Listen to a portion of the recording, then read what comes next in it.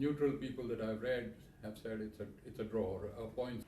Yeah, so what I can say is on 7th and the initial stages, there were losses, but the numbers and that's not important. What was important is why did these losses occur and what did we do after that. So we rectified tactics and then went back on 7th, 8th and 10th in large numbers to hit air bases deep inside Pakistan. Penetrated all their air defenses with impunity, carried out precision strikes. Or hit again, because rational decision.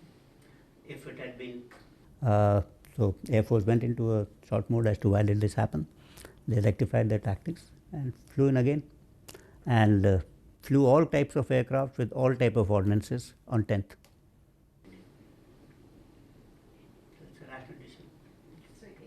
Now that satellite imageries for all the strikes are available, not only through Indian media but from global sources, and you would have seen that most of the strikes were delivered with pinpoint accuracy, some even to a meter, to whatever was our selected mean point of impact.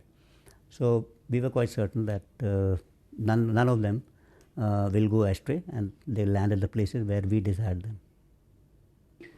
Then they would have been under pressure, public pressure, government pressure, to get even with it.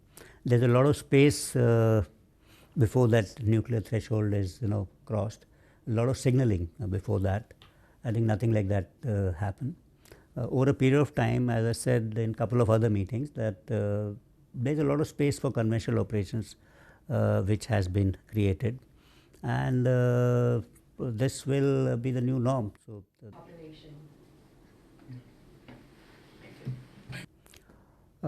it's my personal view again that the most rational people are people in uniform when conflict takes place. That's because they understand that conflict can swing either way. They understand the consequences of this kind of a conflict, and in every step which happened during this Operation Sindoor, I found both sides displaying a lot of rationality in their thoughts as well as actions. So why should we assume that in the nuclear domain there will be irrationality on someone else's part? I think that they will be subjected to very, very rational kind of an behavior. And draw, if you want to use boxing terminology, what would you call it? A win, a draw? So while this was unfolding from 22nd onwards, we didn't find any unusual activity in the operational or tactical depth of our northern borders, and things were generally all right. And as regard assistance provided to Pakistan during this particular conflict, you all aware that almost 80% of the equipment which Pakistan has procured in the past few years actually has been procured from China. So I'm sure some kind of an support from the OEM, etc., to refine problems, rectification, maintenance, this kind of support certainly would have been provided. Any fresh conflict, it would be led by the Navy, I wonder. I think Government of India has made it quite clear.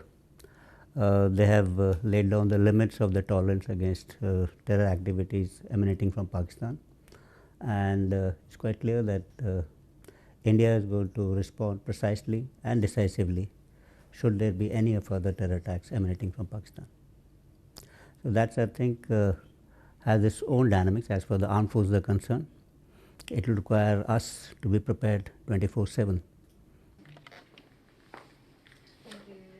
It's very good of you, and thank you so much.